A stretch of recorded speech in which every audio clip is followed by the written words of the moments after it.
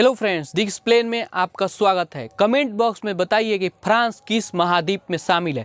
Fighter jet तक सीमित नहीं, भारत फ्रांस का रिश्ता। जी हाँ फ्रेंड्स, क्या एक दूसरे से मांगते हैं? कारगिल युद्ध में कहर बना दिया था मिराज। एक दूसरे के ये सामान मांगते हैं दोनों देश, इन पर भी हो सकता है समझौता।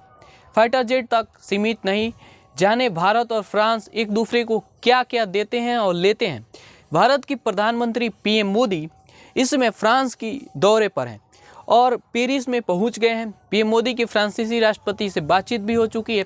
वेल दोस्तों, अगर आपको ये लगता है कि फ्रांस और भारत का रिश्ता केवल फाइटर जेट तक सीमित है तो शायद आप गलत हैं। आपको बता दें, द्विपक्षीय वार्ता में भी जिसमें कई रक्षा समझौते पर सहमति बन सकती है। आइए इसी पर विस्तार से बात करते हैं। भारत फ्रांस एक दूसरे से क्या क्या मंगाते हैं। भारत के प्रधानमंत्री इस समय फ्रांस का जो है अहम एआई समिट में हिस्सा भी ले चुके हैं। वहाँ पे अलग अलग तरीके की जो है एआई समिट हो रही है और वहाँ पे प्रधानमंत्री द्विपक्षीय वार्ता के लिए भी तैयार हैं। लेकिन भारत और फ्रांस के बीच भारत पहले ही फाइटर प्लेन राफेल आयात पर जो फ्रांस से कर रहा है, इसके साथ अब नौसेना के लिए फाइटर प्लेन राफेल एम की खरीद पर मुहर लग सकती है। इसी बहाने आइए जान लेते हैं कि भारत और फ्रांस एक दूसरे से क्या क्या लेते हैं और देते हैं। यूरोपीय देशों में सबसे बड़ा साझेदार अगर कोई भारत का है तो वह है फ्रांस। वेल दोस्तों, दरअसल साल 1998 से ही भारत फ्रांस की दोस्ती कूटनीतिक और रक्षा क्षेत्र में काफ़ी मजबूत हुई। वैसे तो भारत की आज़ादी के बाद यूरोपीय देशों में ब्रिटेन 4 दशकों तक भारत का सबसे करीबी साझेदार था।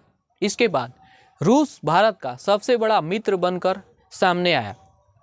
वेल दोस्तों, यूरोपीय देशों में अब फ्रांस इसका सबसे मजबूत साझेदार बन चुका है।